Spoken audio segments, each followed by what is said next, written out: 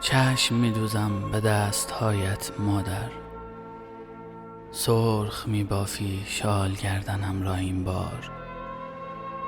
چند سال است که برایم دار می‌بافی، چند سال است که اسیرم به این تکرار.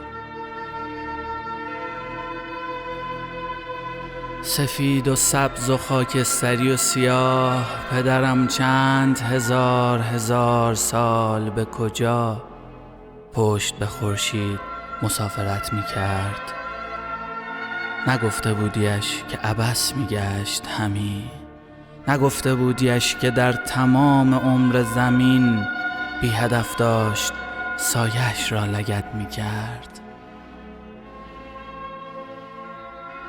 چند هزار سال است که جهان مقصد شکستن آدم هاست. چند هزار سال است که پدر بی خبر به جاده ها تنهاست.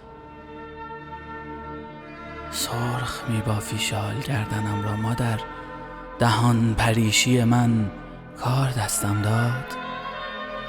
شاید این حلقه به آخر خط رسیده است، شاید این آخرین شال گردنم باشد.